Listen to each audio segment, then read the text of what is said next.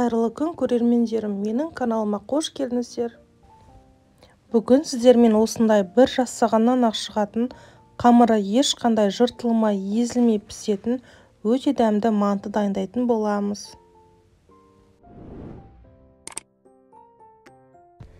Ең алдымен мантымыздың қамырын илеп аламыз. Ол үшін илектен өткізілген ұнымызға 1 жұмыртқа, 2 ас қасық тұз және де жылы суымызды құя отырып қамыр илейміз. Иленген қамырымызды пакетке салып жарты сағатқа тұндырып қоямыз.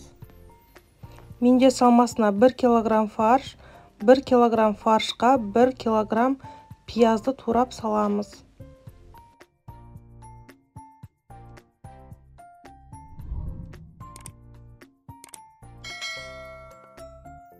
Салмасына бұрышымызды 1 кг фаршқа 3 ас қасық тұзымыз саламыз.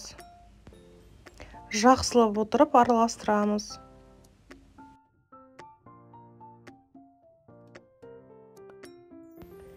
Кейін пакеттен қамырымызды шығарып, ең қандыру үшін 5 минутқа тағы да салып қоямыз.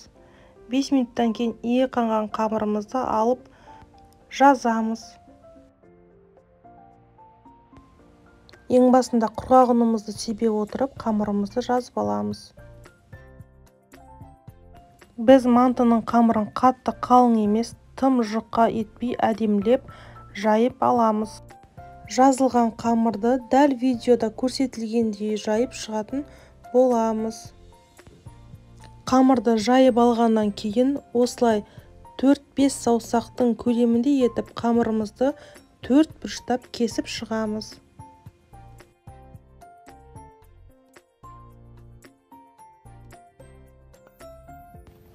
Дәл видеода көріп тұрғандарыңыздай 1 ас қасық салмасын салып отырып түйіп шығамыз. Бұл түйу әдісін барлығы біледі деген ойдамын. Осылайша барлық мантыларды түйіп дайындап аламыз.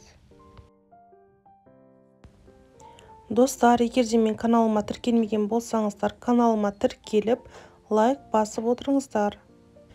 Енді мант салатын мантаварканы міндетті түрде сұйық маймен жақсылап майлап шығамыз.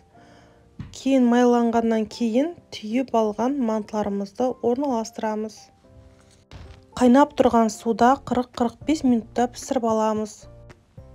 Көріп тұрғандарыңыздай мантыларымыз бір-біріне жабыспай дана-дана болып, осылай әдемі болып пісіп шықты. Енді ыдысқа салып дастарханыңызға ұсына берсеңіз болады.